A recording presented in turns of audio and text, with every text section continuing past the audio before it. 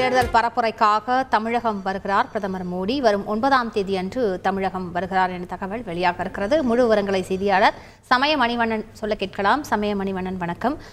தமிழகத்தில் எந்தெந்த பகுதிகளுக்கு 9ஆம் தேதி வருகிறார், எவ்வளவு நாட்கள் தமிழகத்தில் இருக்கிறார், இது தொடர்பான முழு விவரங்கள் என்ன சமயமணி? வணக்கம். தமிழ்நாட்டில் தேர்தல் பரப்புரையானது சூடுபிடிக்க தொடங்கியுள்ளது.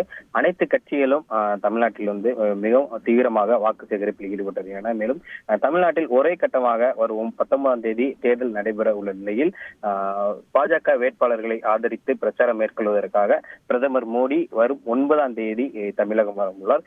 குறிப்பாக சென்னை வரும் பிரதமர் மோடி சென்னையில் உள்ள 3 வேட்பாளர்களுக்கு ஆதரித்து பாஜக வேட்பாளர்களை ஆதரித்து பிரச்சாரம் மேற்கொள்ள உள்ளார். குறிப்பாக தென் சென்னை தொகுதிக்கு தமிழிசை சவுந்தரராஜன் அவர்களும், மத்திய சென்னை தொகுதிக்கு திரு வினோத் பி செல்வம் அவர்களும், வட சென்னை தொகுதிக்கு திரு பால் கனகராஜ் அவர்களையும் ஆதரித்து பிரதமர் மோடி பிரச்சாரம் மேற்கொள்கிறார். 3 பேரையும் ஒரே மேடையில் வைத்து 3 பேருக்கான அறிமுக கூட்டம் நடைபெற உள்ளது.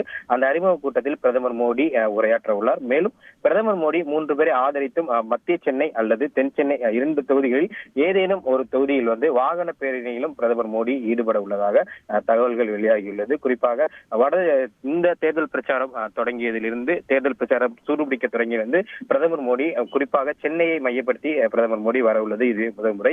இதற்கு முன்னதாக பிரதமர் மோடி தமிழகம் வந்திருந்த சூழலிலும் இந்த தேர்தல் அறிவிப்புக்கு பின்னரோ குறிப்பாக தேர்தல் பிரச்சாரம் தேர்தல் களம் விறுவிறுப்படைய தொடங்கியுள்ள சூழலில் பிரதமர் மோடி பாஜக வேட்பாளர்களை ஆதரித்து பிரச்சாரம் மேற்கொள்வதற்காக தமிழகம் வர உள்ளார்.